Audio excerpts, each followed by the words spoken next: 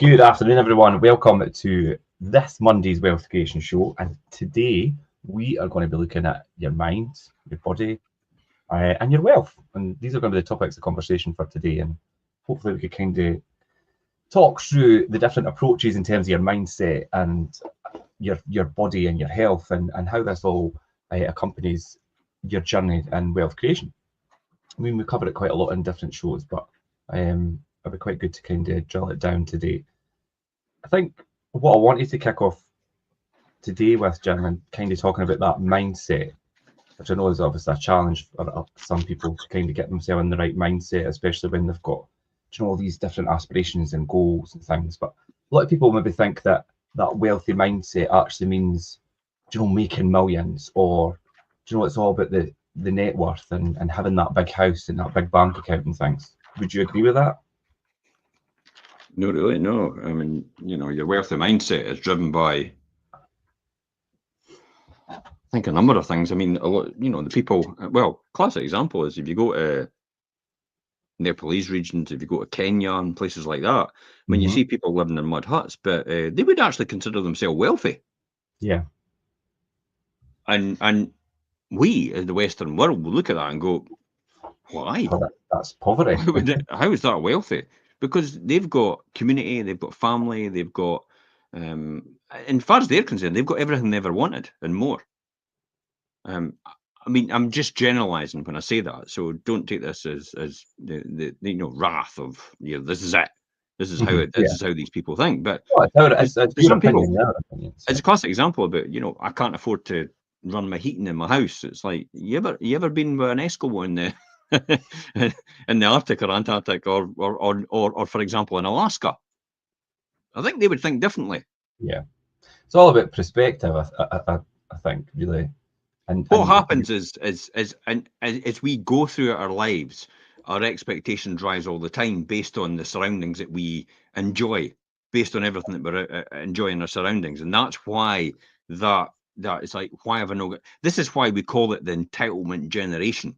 Mm-hmm. They feel self-entitled to everything. It's like, well, you've done that to yourself because you've taught them. We've taught them to do it. We've taught them to think like that. That's how we've taught it.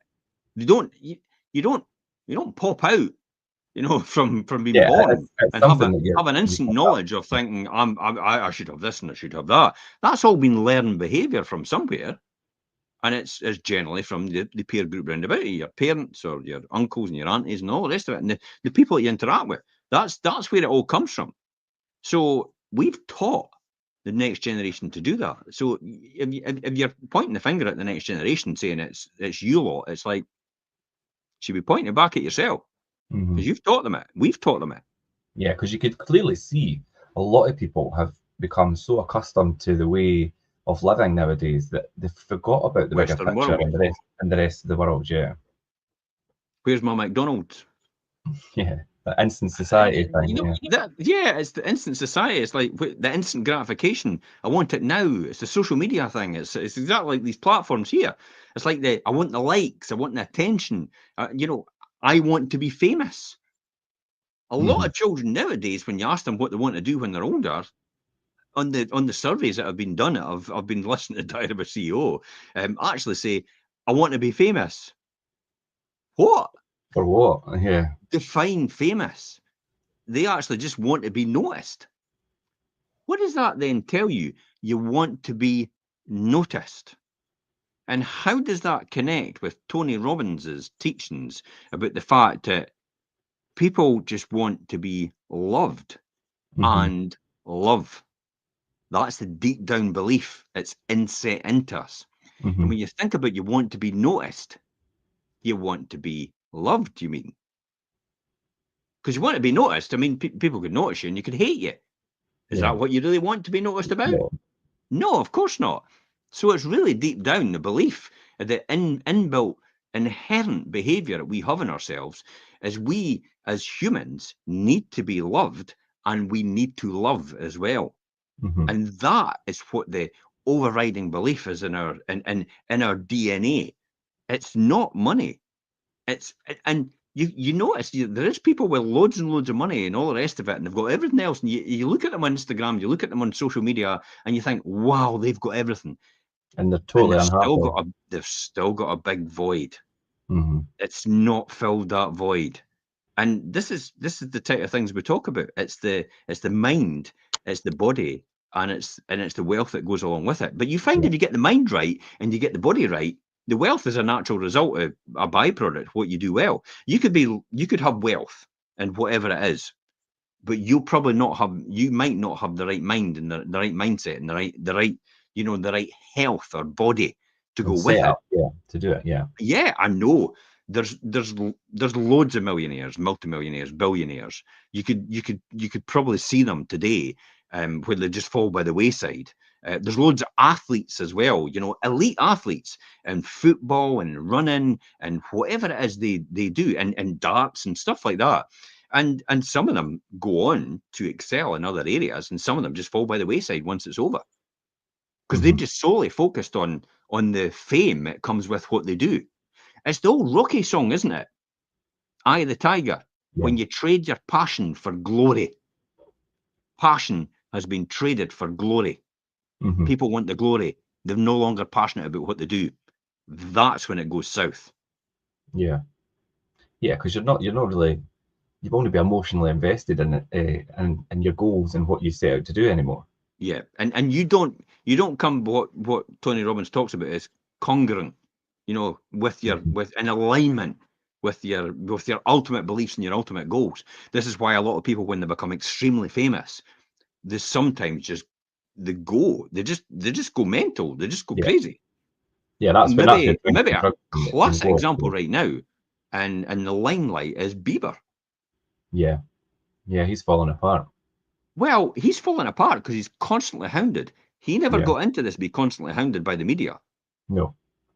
And he really, I could imagine he can't take that, and he wants away from that. But he's still on the hamster wheel. Mm-hmm. He's Yeah. still having to do it. He's not got a passive income, by the way. He doesn't do passive. He's on his hamster wheel, and he has to keep running. He has to keep he has to keep in the limelight. He has to get noticed. He has to get his songs heard. He has to do all these different things. It's exactly the same as But it's when a bit I've of been catch around. 22. I've been around these people, and Yeah. it's like, what, you put an out of office on your WhatsApp when you go on holiday?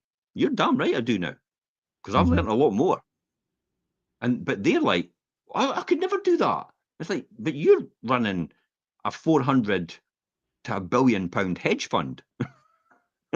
Yeah. Surely there's other people that can take They this. could stand in. No, Yeah. it all revolves around them. Which it And shouldn't it's be. like that is a recipe for disaster, and that is a hamster wheel. That is, you're never getting off of this wheel unless you stop what you're doing. You have never built anything sustainable. Then you have never built a passive income. You have never built anything like that. Then, if that's the case, you have just got another job. Mm-hmm. Maybe a well-paid one, but it's another job. Yeah, well paid's another. Is it really? You've got to think about it. What have you traded for that? Yeah. It's Your maybe a time and bigger your scale. sanity, probably. Yeah, you've maybe traded, but then you've maybe traded the same amount of time you would have traded at a lower level, a lower salary for the same thing that you could get a higher salary. And yeah, I get that completely. Mm-hmm. But if you're trading time for money, you ain't getting any. You'll probably not get any real benefits about what you're doing. I'm not saying to people don't pay the price, and what I mean by, Ultimately, you have to, in some form, shape, or form, to be successful. well, if you don't pay the price and it's your personal price for your success, then yeah, okay, disappear into mediocrity. If Mm-hmm. that's what you really want to do, just be average, Mm-hmm. and that's okay. Which Uh, is fine, yeah, if you want to do yeah, that. most people are happy to do that, but for some people, there's an overriding burning inside them to be successful at something, driven from something that's happened in their past, driven from something that's happened to them. It's made them want to be like this. That's I'll show the you. catalyst, yeah. Mm-hmm. Yeah, I'll show you. I've been told all my life that I'm going to amount to nothing. That's your driving force. Yeah. Oh, I need to look after my children because because maybe one of them is not in a position to ever look after themselves for the rest of their life. I know people like that have done that, have built a huge passive income in order for when they go, that will look after their child, because their child isn't capable of looking after themselves. And they need that income for that. And that's why they've done it. That's what's driven them. Pulled by your circumstances or pushed by your dreams. No, pushed by your circumstances or pulled by your dreams. One or the other. Are you pushed by your circumstances or are you pulled by your dreams? In other words, do you have to make money to survive? Pushed, driven for that reason? Or are you pulled by your dreams? You ultimately want whatever it is you want, and it's going to take a huge amount of wealth to get it. And that's what drives you forward. And if you don't have any of these, congratulations, you'll just be average. You'll not do anything. It's just a fact. It would be quite fair to say then, when we talk about mind, body, and your wealth and how it all connects and having that wealthy mindset, and a lot of people automatically assume wealthy and mindsets associated with money and lots of stuff and status and things, but really it's probably about focusing on changing your life and your lifestyle, and the money and things comes as a byproduct, because you change your perspective, you implement habits and habit stacking and things like we spoke about before, to be a different or a better version of yourself and what you're doing, and then the wealth will come as a byproduct if you've got your goals set correctly. Yeah. Well, I would say ideally, I'm not really sure about it. It's about changing yourself. It's about being the person you were meant to be in the first place. Right, in other words, aligning with your ultimate beliefs and your ultimate goals about what you think yourself, how you think the way the world works. Let's give a really extreme example. America, you're a Democrat, and suddenly you decide to join the Republican Party. You're in complete disalignment with your values and your goals. And imagine being stuck there for the rest of your life, where you have to work within that party, and you have no other choice, because that's the only way you can make an income, because you're there. That is hell on earth for most people. Yeah. And but that's an extreme to show you. It's because it goes completely against what you think. It's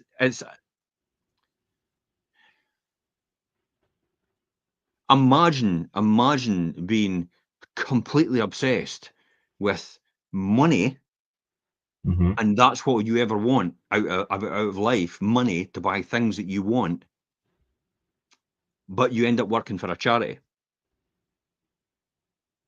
Which is contradictory to what you're... complete disalignment. Because you ain't going to make any money working for a charity. You'll make a decent salary, that's it.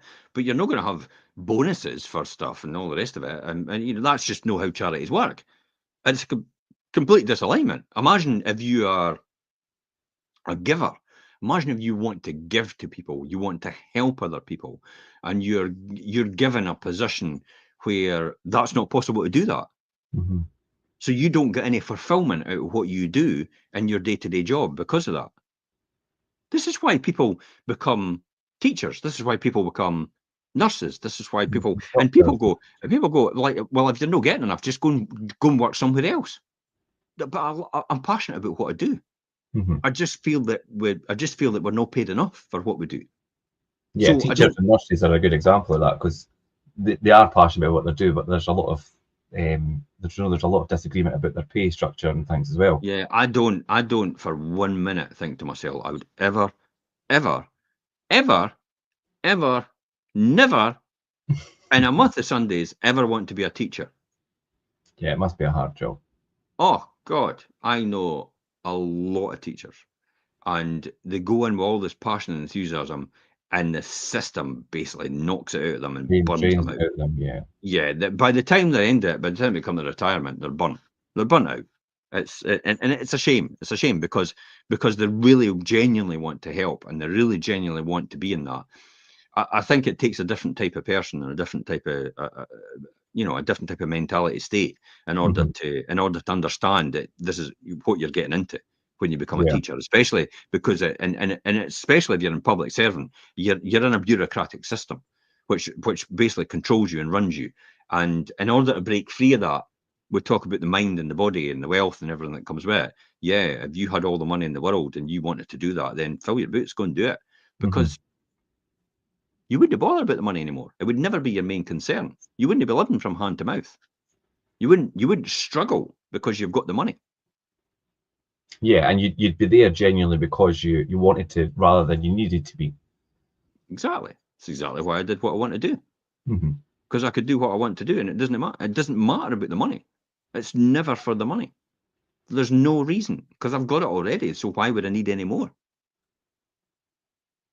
Yeah, so So and that it's really just about aligning with your goals and making sure you're and that. But I keep saying this all the time. The most important thing though is your mind and your body. You're not going to have the money if you're no healthy. And I just bumped into somebody the other now. They're not capable of walking anymore. They're literally in a motorized scooter, and yeah, they're a good age, but that could have been foreseen years ago, and that could have been taken care of years ago. And now they're in this position, and I know what happens next. I mean, but without your mobility, your quality of life completely decreases a lot. But then, like you say, the knock-on effect that comes after that with your health and things, well, nobody signed up for that. Nobody signed up to get to that position, but we allow it to happen to ourselves because it's a slow, it creeps up on you. You just don't realize it's happening. Just these days where you think, oh, it's a bit more difficult to get off the couch. Oh, it's a bit more difficult to bend down for something. Oh, it's a bit more difficult to put my shoe on and get it on properly. Oh, it's all these things just become marginally difficult. Minute that you think, over time. And you know the worst thing that gets said from most doctors, it's just your age.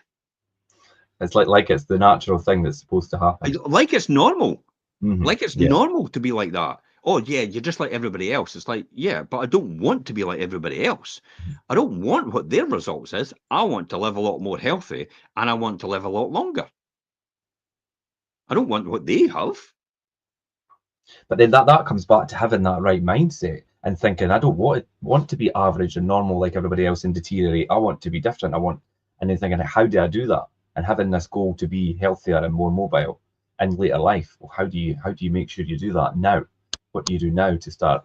And that's exactly like your journey just now, Jim. You're obviously training and eating healthy and eating the right foods and the right nutrients and all that stuff to make sure cutting out the really bad stuff. Listen, it's no about denial here. It's about just eating the right things and enjoying yourself.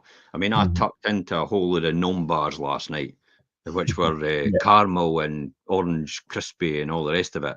And I had deep fried vegan sausages yesterday because I made it myself with Guinness batter. I made myself as well. So I made all that stuff myself for me because you don't get that at the chip shop if you're vegan. So I made it myself. And just had a sausage supper, made my own. So I did all that stuff, and so it's not about denial. It's just about treat yourself now and again, but just make sure you keep away from the really bad stuff, the ultra high processed foods, the alcohol, which is drinking ether all the time, which is literally just drinking poison. Why do you think you're so lightheaded? Because you're poisoning yourself. Why do you think when you smoke a cigarette for the first time, you go, oh my goodness, my head's all light because you've not got oxygen? Because you're poisoning yourself. That's the lightheadedness. That's what that is. When you get giddy and all the rest of it, that's your body going, oh my God. It's like, how am I going to deal with it? This is toxic. Yeah. That's what you've got to look at. Whereas people look at it when they get drunk and they get, they're sort of, they're what we call mortal or lashed or whatever it was.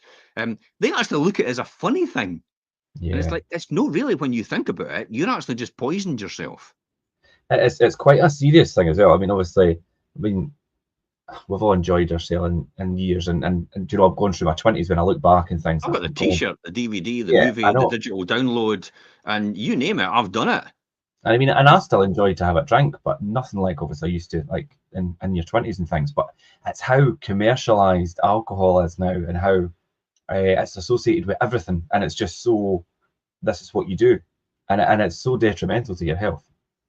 Yeah, they have to, because it's an industry which employs loads and loads of Makes so people, much and money. there's a Yeah. huge amount of tax that the governments get out of as well. So the government's only going to turn around tomorrow and say, by the way, you were right. Alcohol is bad for you. You shouldn't be touching Mhm. it. Because look at the NHS. The NHS relies on that as well. Mhm. The NHS relies on you drinking, Yeah. because Keep then them you in get business. ill and you have to go to hospital and you have to get sorted. People are employed then as a Same as result of that. smoking as Can you well. Yeah. imagine if everybody was healthy and the NHS was no longer needed? Everybody would go, yay! But they wouldn't, because the But, whole economy would collapse, because none of these people would be earning anymore. yeah. They would have nothing to do.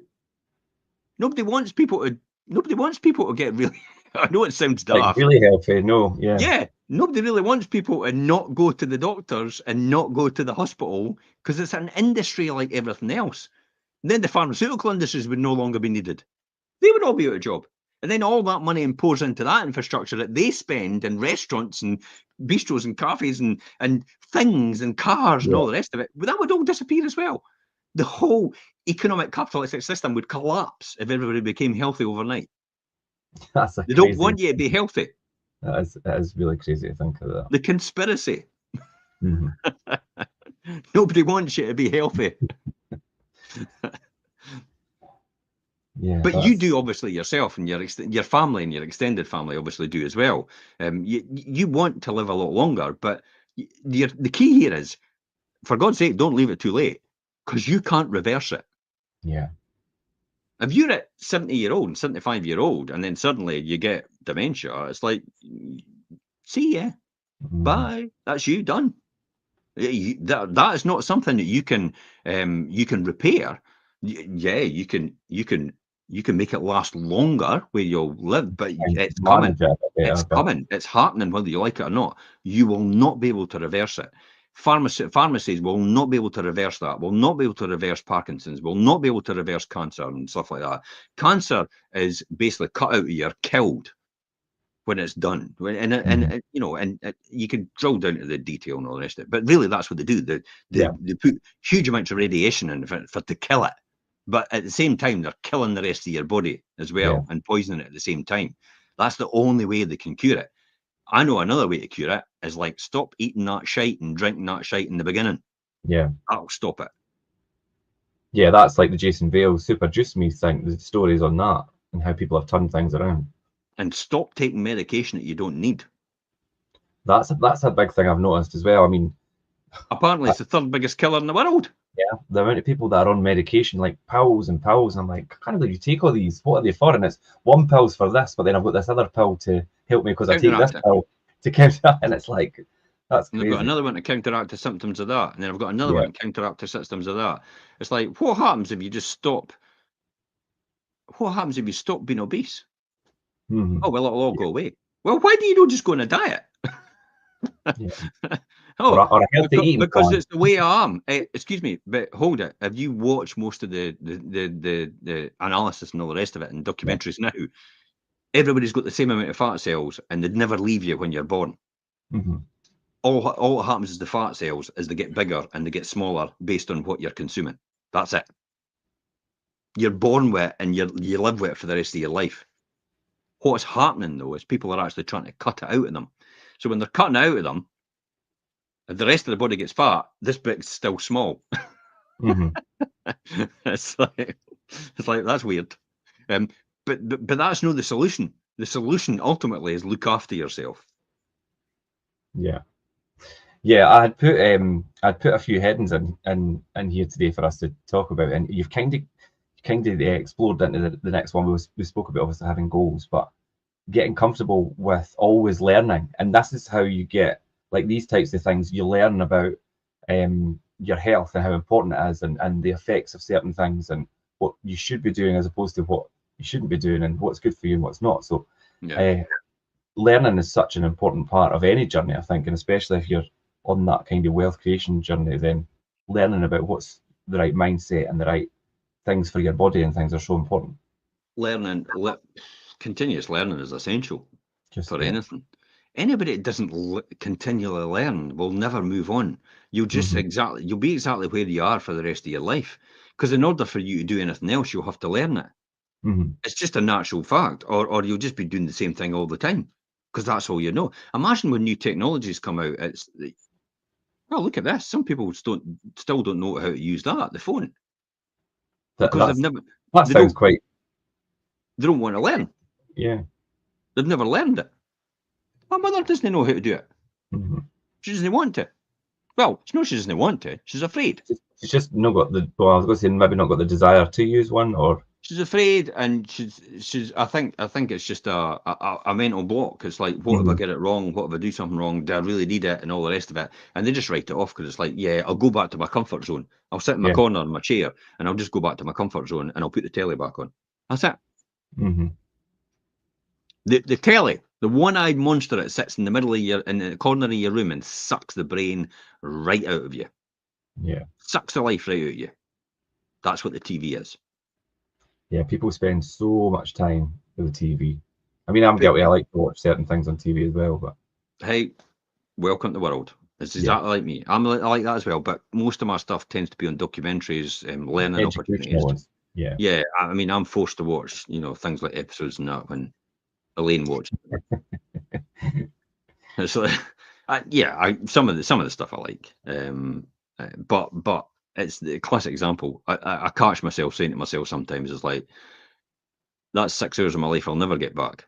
When you binge watch a series, it's like that's it. That's 6 hours of my life I'll never get back. I could have spent productively doing something else.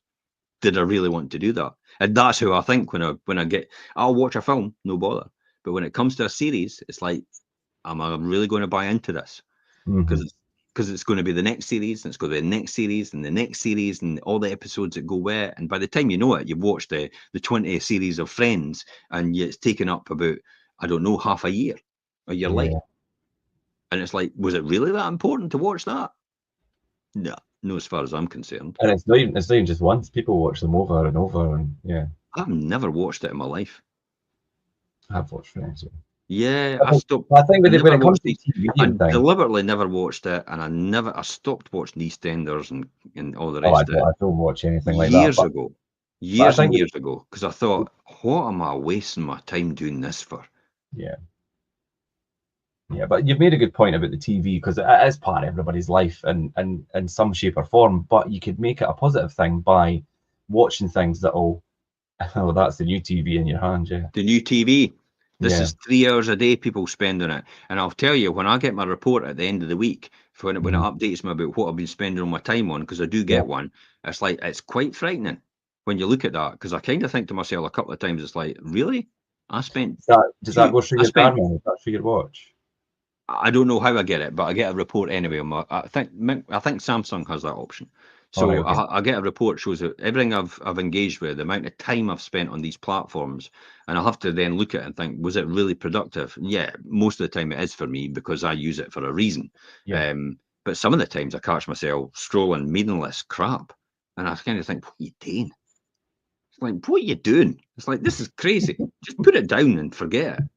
It becomes a habit and it becomes addictive, doesn't it? Oh yeah. Yeah, I did a video at the weekend. You've probably seen it. And literally over 100,000 people have viewed it. Yeah, it's crazy. And I'm like, what? I made a bit of money out of it, by the way. Because my channel's monetized.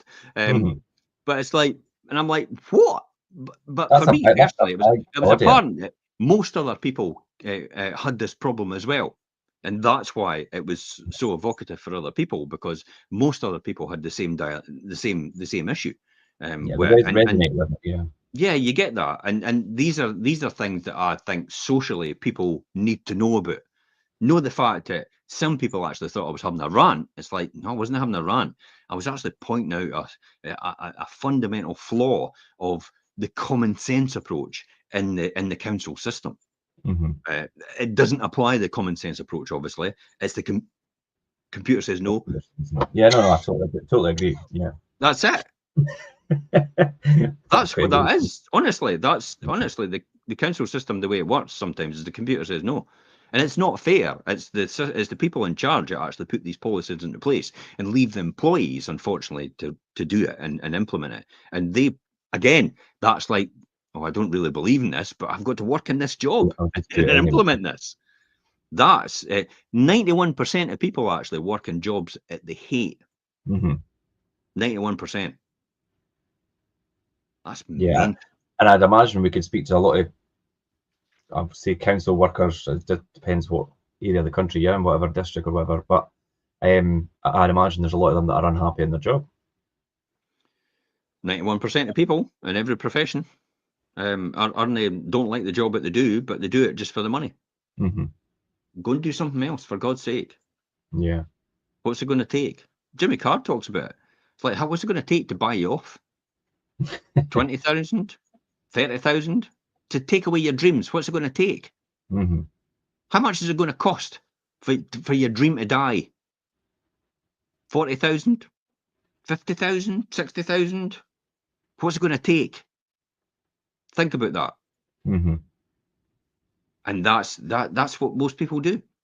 They just fall into it, and it's not technically, it's not their fault. It's the people around about them. It's group conformity.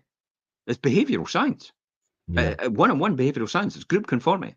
Oh well, I will love it, and then we'll all go out together, and we'll all have a social occasion, we'll have works outings together, and all the rest of it, and da. And it's like, that's a great environment. I hear a classic example is one of our biggest employers, and I'm not going to talk about them, who they are, but they pay the most money for the most menial tasks. Why do they do that? And they encourage people to buy big houses, they encourage people to buy cars and have families and all the rest of it. Because once you've indoctrinated yourself into that and spent up to that limit, you can't go back. You're on the wheel. You're stuck with them. Yep, they've got you. They've got you. And this is what I teach every single time about people. It's like, I know you're maybe going to get a job and you're going to get more money, but don't spend up to that limit then. Make sure you work make sure your income or your living is in a threshold that you can go to another job. Yeah, your outgoings are in a threshold where you can go to another job, or you can maybe take a day release at the college and work 4 days a week, or you maybe take a part-time job, or you can maybe go back to college or something, or maybe with your partner, the both of you together in the house, maybe one can go back to college or university or whatever it is, and you will still be able to do that. Do not, under any circumstances, spend right up to your limit, because that's you stuck where you are for the rest of your life. Yeah. No choices. You're on that wheel, and it's their wheel, not yours. And that's what I tell most people. It's like, make sure you live well within your means. Invest the rest so you can do things like that. And you can if you one day you think, I've had enough of this, it's no the fact that you then have to go to bed and then think, I've got to get up in the morning because I've got to earn money. It's like, no, I've had enough of this. I'm going. And I could last for 6 months. I could last for a year because I've got enough money for that. One of the things that I've got in here is learning how to invest is one of the points that I wanted to talk about today, because it's so important that you might set these goals and you're learning and you're quite keen to put yourself out there and mix with the right people and network, but then if you want to actually build your wealth and build something, or have that side hustle to your job or set up something for the future, you actually need to learn how to invest. And it's not necessarily in property investment, it could be anything, but you need to actually learn how to do that. Invest in your education. Well, yeah. I'm a big fan of never cut your costs, increase your earnings. Cut your costs where you know it's needless waste that you've got, fair enough. But don't cut so far, and what we call it is trimming the fat. Don't trim the fat so far you end up cutting into the bone. Yeah. Because then you've killed the patient, which is yourself, effectively. So what you need to do here is, when you're actually looking at any situation, you your own costs, and you keep them under control. But even though you get more money, just invest that money instead, and for the future. Don't, oh great, I can get a bigger car, I can get a bigger house, I'll be more luxurious holidays, and the people around about you will tell you this. It's like, but you only go around once. You might die tomorrow. You might get run by a bus. You might get run over by a bus tomorrow. We've all heard that. Yeah. But you might get run over by a bus tomorrow. So you may as well live life to the max now. It's like, okay, but I might live longer. And I'll have run out of money. When I've spent all my money, yeah. Yeah. And it's the classic example about when you get an employee and you think, I'm not going to train them because they'll just leave. And it's like, well, what happens if they stay and you've no trained them? And what happens if you don't train them properly and they have a detrimental effect to your business while they're in place? Of course. Yeah, of course. And this is why it's important to focus on these things that actually are in alignment with what you're doing and how you're going about it. Yeah. So get comfortable. Always learning, always educating yourself, always listen to the right podcasts, maybe reading the right books. You know, talking to the right people, getting advice from the right people, on the right forums, associating with the right people, attending functions with the right people. All these are in alignment with you. You'll find it. You know, you can go. It's like class, isn't it? It's like a classroom. When you first start your classroom, you end up splitting off into your groups based on, you know, who's all the goths, Who you kind and of, yeah. who's all the goths, and who's all the nerds, and who's all the you know the oh I've got to be beautiful and all the rest of it, and their group all sticks together as well, and that's Who just you life, align and that's how it with, yeah. happens. People fall into these groups, and you naturally find your own group as well as a result of that. Yeah, but then you really do need to push yourself, like you're saying, obviously mixing with the right people and like-minded individuals and learning from people, but you actually need to push yourself outside your comfort zone and put yourself out there. And that's where I think the barrier is for a lot of people, because they think, oh, I'm not quite comfortable doing that or mixing, and they hold back. And that is what ultimately then holds them back in what they're trying to achieve. Here's the phrase that pays. Okay. You need to stand for something, or you will fall for anything. You need to put yourself out there. You need to stand for something, or you'll fall for anything. There's no point in just hiding and no putting your head above the parapet. You'll just get average. You'll just get what everybody else has got, probably even less. Put yourself out there. The classic example, right? Okay, 100,000 views. You know, 25,000 of these people probably can't stand me. They're probably like, this guy's an idiot. And you know, fair enough. There was comments on there like this. By the time you had actually done that video, you could have just done it. And it's like, that wasn't the point, and you missed it completely. And that's fine. Be a hater. But I tell you what, 75% of people agree with me, and they like what I do. So when it comes to me doing business, who do you think I'm going to get on with? 75% of the people that like what I do. You're never going to want win. Everybody. I don't expect everybody to be in agreement with me. I don't expect everybody to be in alignment with me. I don't expect hey, I put myself out there. I'll find my right group, and they'll find me as well, and we'll have a fantastic time while you go and piss and moan in the corner. I think if you set out to try and get everyone to agree with you and align with what you believe and think, then you'll set yourself up to fail, because you're never going to get everybody. You'll never. You're on a losing task. But a lot of people just won't put themselves out there. That's why they don't want them on social media. That's what keyboard warriors. I'm going to get you. And then you bump into them in the street and they go, oh, hiya, how you doing? It's like, hey, wait a minute. Yesterday you were having a go at me on social media, and now you're my best pal on the street. Come and say it to my face. Yeah. That's not an invite, by the way, for anybody. And you do see that a lot. My point is, they're quite happy. But the classic example is you then go on and see, 60 friends. There's a reason why you've only got 60 friends online, is because no one wants to come near you because you're a neggy. Yeah. Yeah, and I think social media is quite, it brings out, it makes it so clear. You could see the negative people so clearly, because they're not connecting with in their mind what they're putting on screen, how it's like, and they think it's fine, and that just shows, that says a lot about the person. Yeah, they're off their heads. It's like, oh my god, when you see some of the things that they say, and it's like, oh my god, and I'm happily typing out. I'm thinking, wait a minute, I'm going to have to type this out because I think there's about 500 or 600 comments on there. I'm going to have to type out for an answer, the same answer every single time for everybody. I'm like, oh, forget it. There's no point, because they just don't get it, because they don't know the full story, but they're quick to judge. That's the key. No one knows the life that you've led and the struggles you've had. Forgive them for it. And just say, well, fine.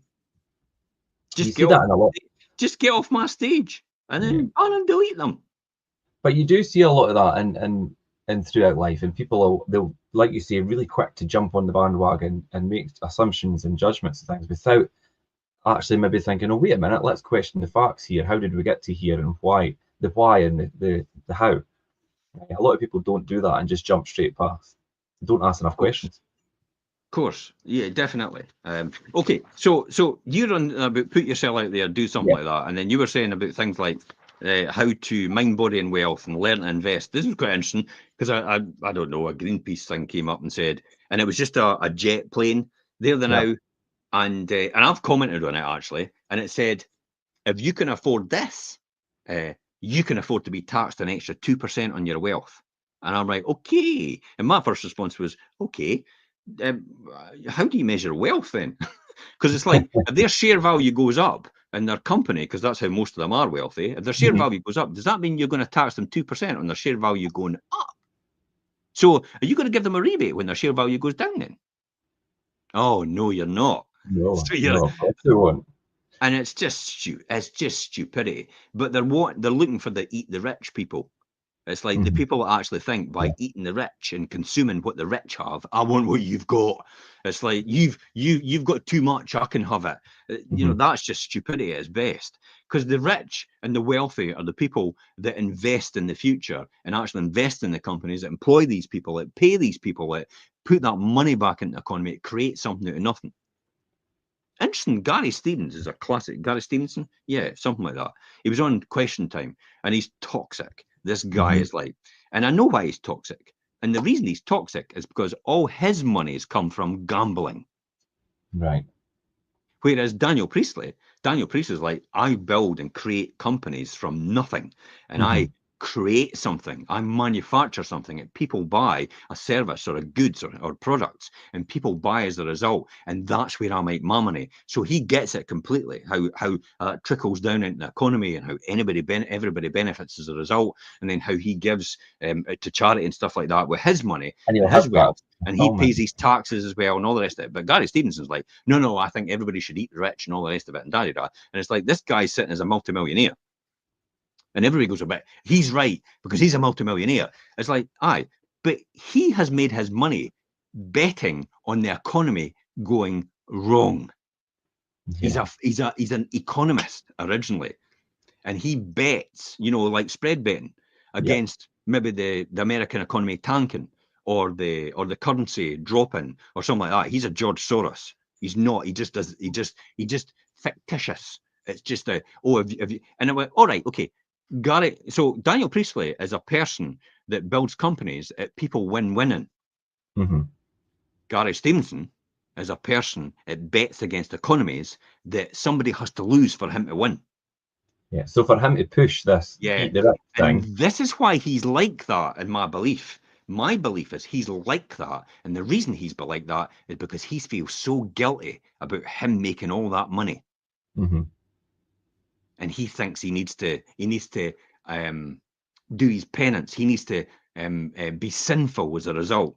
That's where that's coming from. that's quite an interesting way to look at it. Of course it is, Richard. I could see that.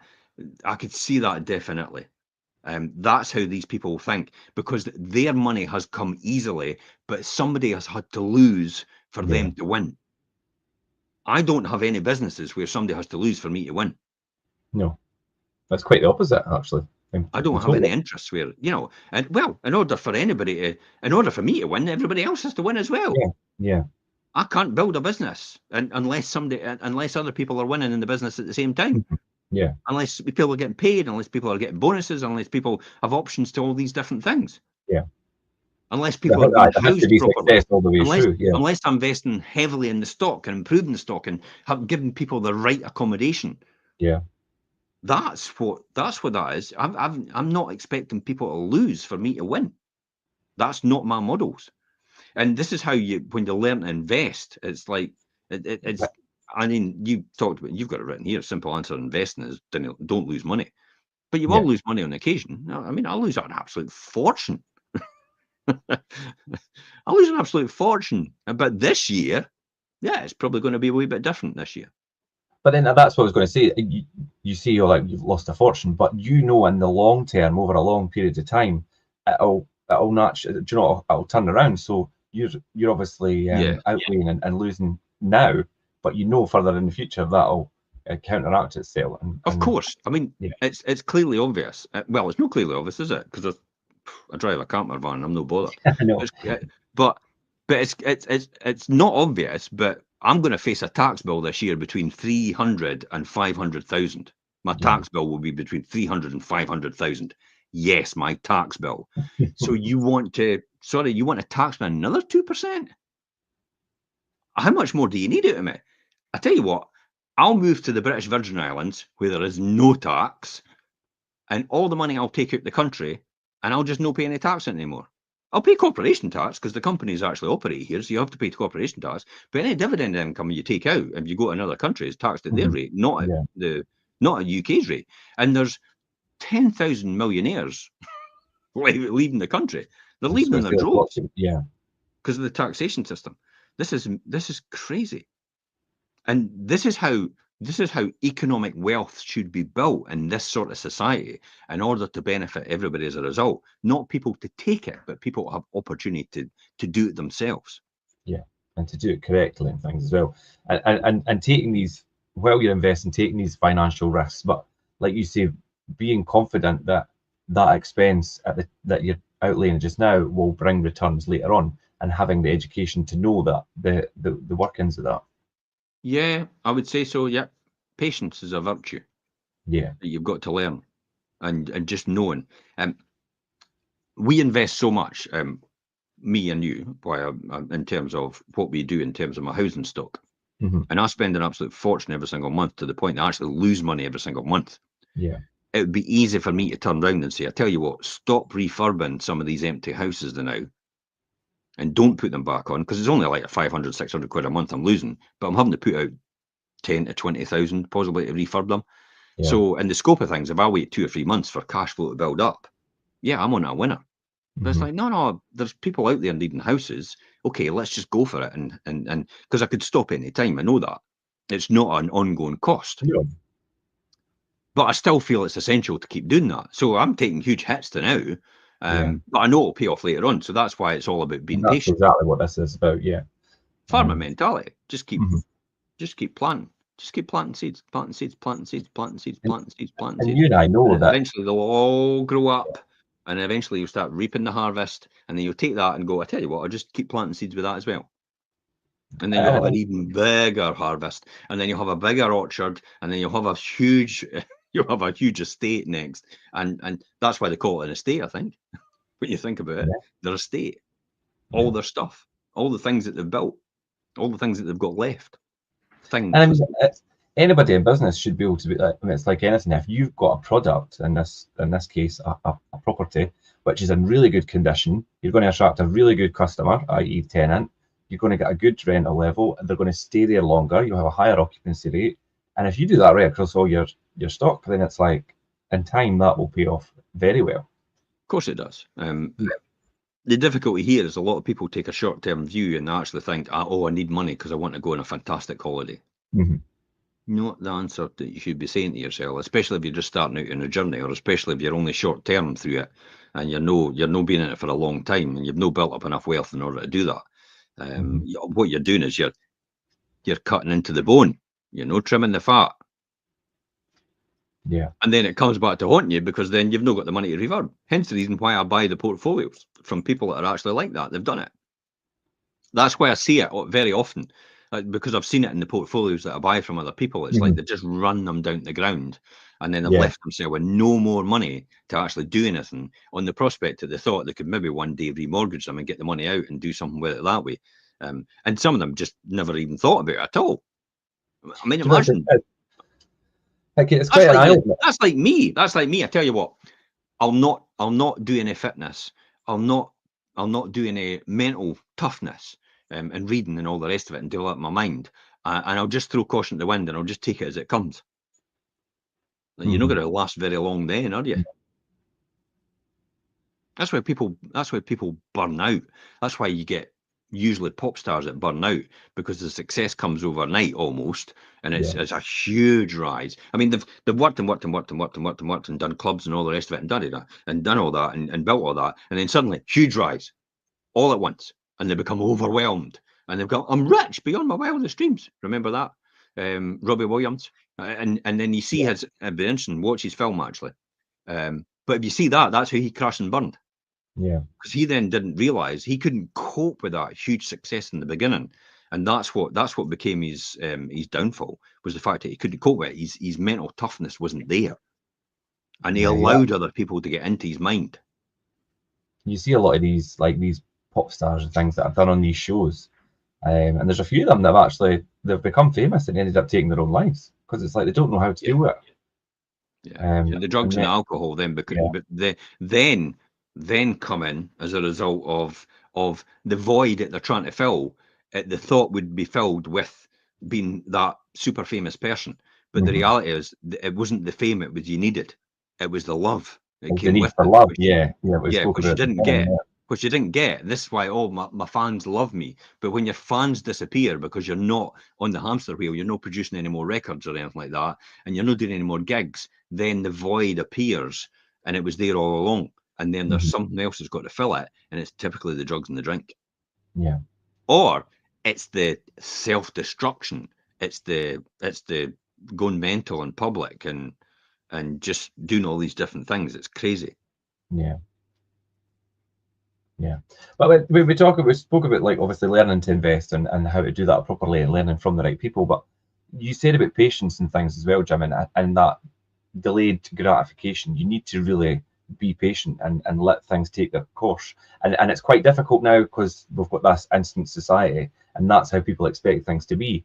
But investing in it, particularly like we talk about property investing, and we just explained how it's not an overnight thing. It's not going to be a short turnaround. It needs time to grow and develop as a Just like viable. anything. Yeah. I mean, when you popped out when you were born, were you immediately growing up and mature? No. Mhm. Yeah, So it's like it's kind of the same as a fund when you first start, whatever it is you're doing, or an investment in something, whether it's a company you're starting up, whether it's a job you're starting, whether it's maybe training you're starting.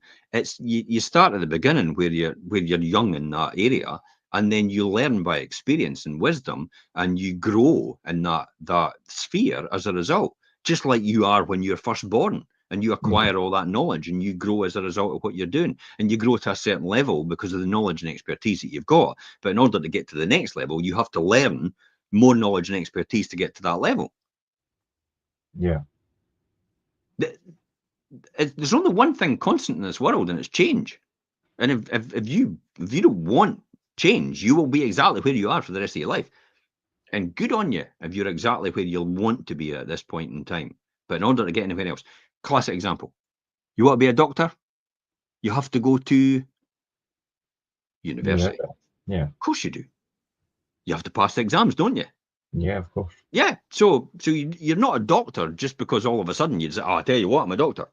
No. Yeah, you're not. See, there you go. You've got to pass exams, you've got to pass all the rest of it. And that's growing and learning to Yeah. become something better than you are right now and actually earn more money than you are earning right now.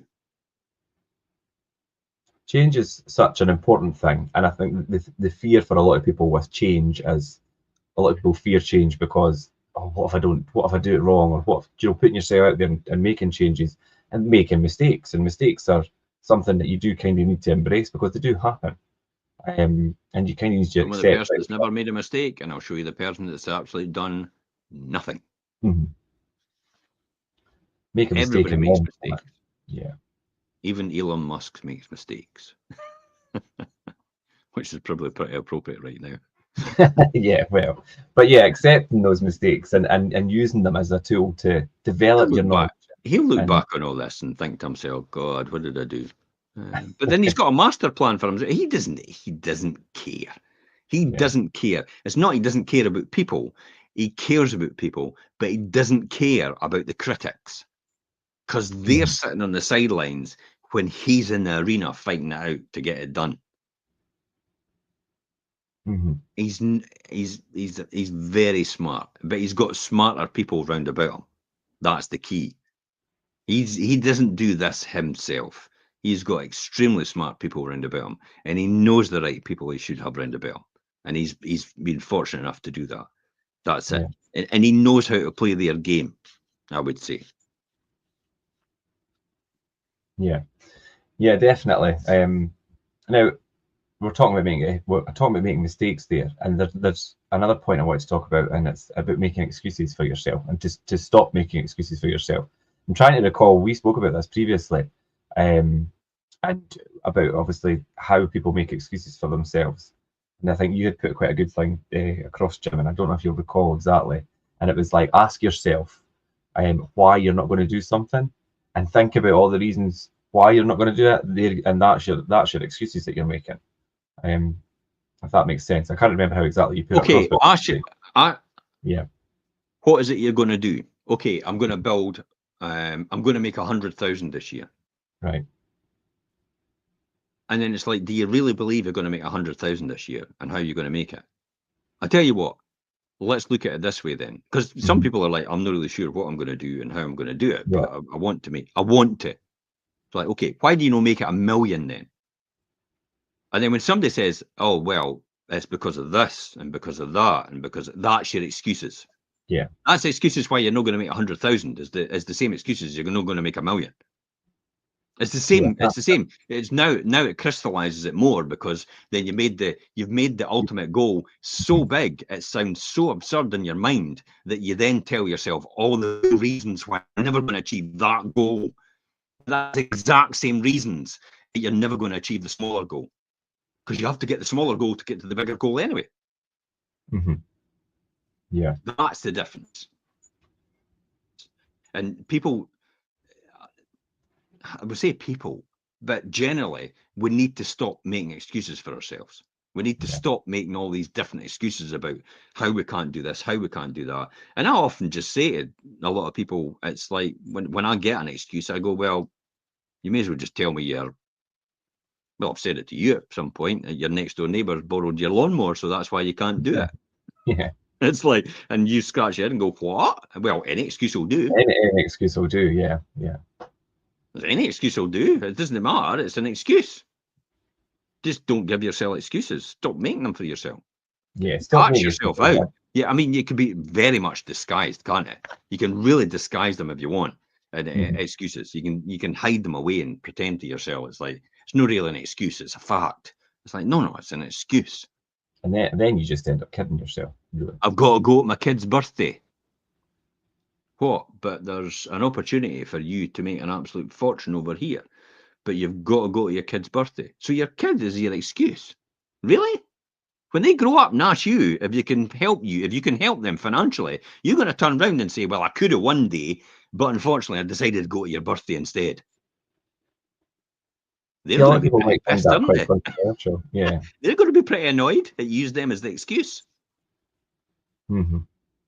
That's the one thing I've never done. I've never used anything as an excuse. And it's because that's what my mentors used to tell me all these years ago. It's like, so any excuse will do. Everything I'm telling you here is what they've told me Yeah. when I first started. It's like any excuse will do. It's like, well, okay. I'm sure they're really going to thank you for all these trophies that you've won at running, when you could have been spending that time building an empire or focusing on something else, which were actually more beneficial for your future. Or having all your golf trophies or whatever, and all this time that you spent doing that. Yeah. Now I'm making it very black and white there, but it is to that. It is in the absurdity of look at the. I mean, there's people there got like people actually just turn up to get a. Honestly, when they run. So when we do the triathlons, when I used to help run the triathlons, it's like people would get to the end of the line and go, "Where's my medal?" It's like, "You're last." It's like, yeah, but I still want my medal. Do you need your medal? Because the reality is you've completed it. And there's thousands of people sitting on their sofa right now would never do what you were doing. Yeah. Would you not have self-contentment in yourself? Do you really need a medal? Do you need a medal to to Validate. complete yourself and validate yourself. Yeah, that's the word I was looking for. Do you really need that medal to validate yourself? I mean, And a lot of people would probably say, yes, I do. listen, I need the Richard, medal. yes, they do. Absolutely, they do. And I used to be like that as well. And I never wanted my picture with Richard Branson. I'll guarantee you that. I never wanted it. Mm-hmm. But I felt compelled to take it because most people were saying, when are you going to have a selfie with Richard? Mm-hmm. And it's like, and I turned around to him and said, can we do a selfie? And he went, yeah, go on. Everybody's having a go at me on social media. Can we just, yeah, okay, go on. And that's the purpose. That is the only purpose. Because thank God everybody never knew that Sergey Brin was there as well. Sergey. It's like, oh my God, because it's like, when are you going to get a selfie with Sergey? It's like, no. It's like, no, we're not doing that. Because we're no juvenile class. It's no. It's yeah, it's difficult, but that's the way it is. I don't need these things to validate me. Yeah, but I mean, society will make a lot of people think that they do need these things. And crack on. If it's good enough for you, then crack on. Yeah, but yeah, so stopping the excuses for yourself and things is such an important thing, and think about what excuses you're making for yourself when you don't do something, and that falls right in line with adopting that now mentality. And we say it time and time again. When is the time? Now is the time. When we talk about investing, and yeah, Linda's asking a couple of questions, which isn't ideally to do with the show. Okay, what we're talking about now. So Linda, if you go into the Scottish Property Network on Facebook, if you're on Facebook, Scottish Property Network, ask these questions and I'll answer them for you. Yeah, if you jump on there, yeah. So us on Facebook, that page.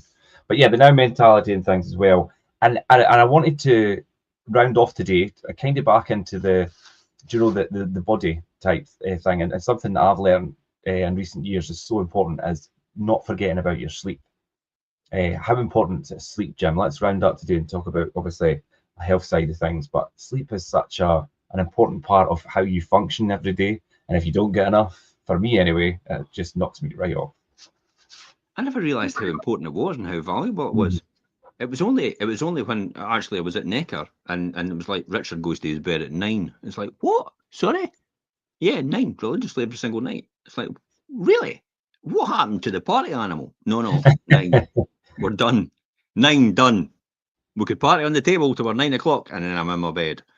But he has a routine that he follows religiously. And then I started to, wait a minute, I'm now observing all these people and these, the Bezos and all the rest of it. He's saying the same thing. So Richard's doing it, Bezos is doing it, Sergey's doing it, Elon's probably not doing it. That's why he's a bit loopy. But all these people are doing it. Now, I was brought up in the Thatcher era. Now, Margaret Thatcher famously never got more than 3 hours or 4 hours sleep a night. Now I realise why she turned into a nut job.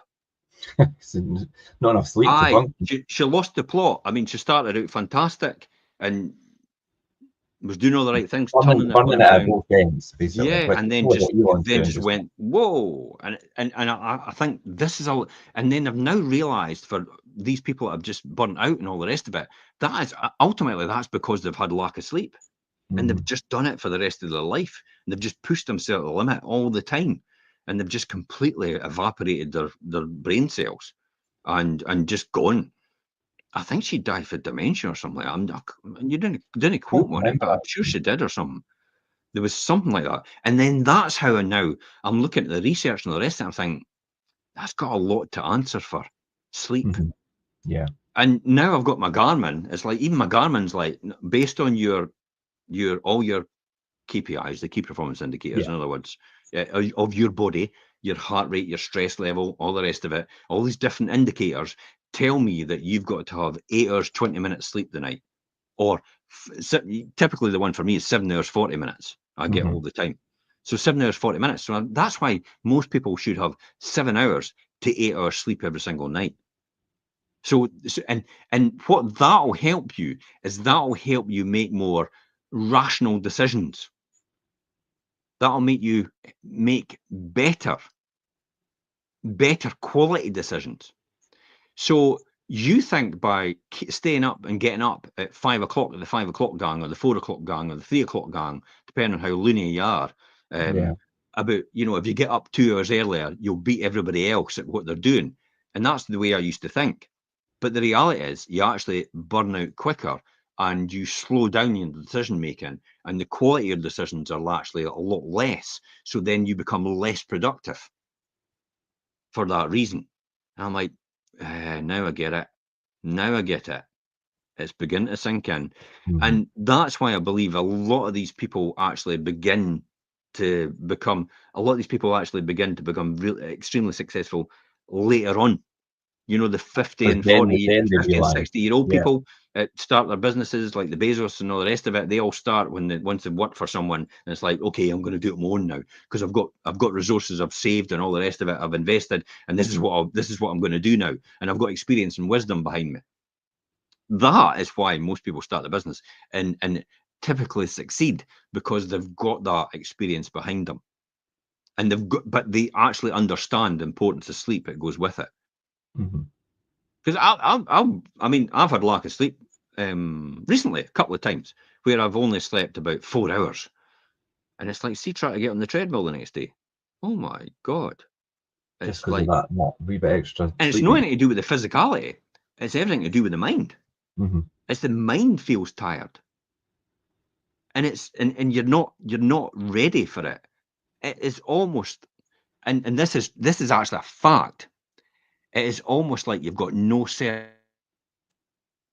serotonin is what keeps you balanced and happy every single day. And you don't. It depletes every single day and it's gone. And then your gut replenishes it while you're sleeping, and you get the right sleep for the next day, and you get it into your brain again, serotonin. And that's what keeps you on balance.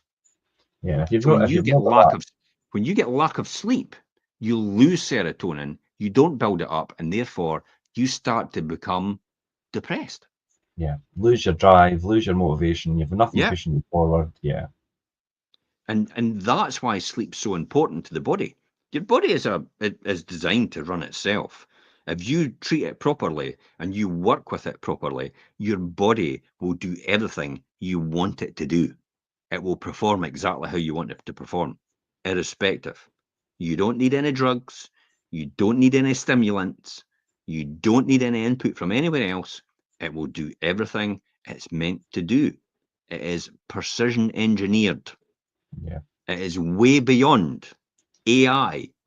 It is way beyond robotics. It is way beyond computers, your body. None of that, AI, computers, robotics, cannot replicate a human being yet and the way a human being works. No, you And just need to look and after it never it. will. It never will. Never will. Yeah, looking after your body correctly is such an important thing. Sleep is right up there, and I know it is for me, and I'm sure other people watching are probably, like you say, if they're later on in life and things, maybe just starting to realise how important it is. And obviously you speak for experience, Jim, from burning the candle at both ends at some point in your life and seeing the effect it could have on you. So yeah, sleep's definitely up there, especially when we're talking about your mind and your body, and ultimately you're building your wealth. Yeah. Yeah. So I think I'll wrap it up there today, Jim. But that is good. Obviously, like mind, body, wealth. I think big when you're thinking about that. Remind yourself of what your vision is. If you're feeling a wee bit stuck and you forget like your purpose, do you know, if you want to reignite your enthusiasm and your energy and things to stay motivated, always keep your goals and your vision in mind. Even if you've got like a vision board or something, just to remind you what you're actually trying to achieve. And if you've got these clear goals and you maintain that focus and confidence, your financial freedom and things will be a byproduct and follow that. If you look after yourself and stick to your goals. Perfect. Good. Right, Jim, we'll leave it there. Thanks very much for all your insights as usual. Thanks to everybody. Linda, you jumped in the comments there. Jim says he'll catch you on the Scottish Property Network. And any other comments if you're on the rerun and things, jump in. Other than that, we will be back next week as usual for the Wealth Creation Show. Thanks everyone for joining. Perfect. Bye-bye. Thanks, Jim.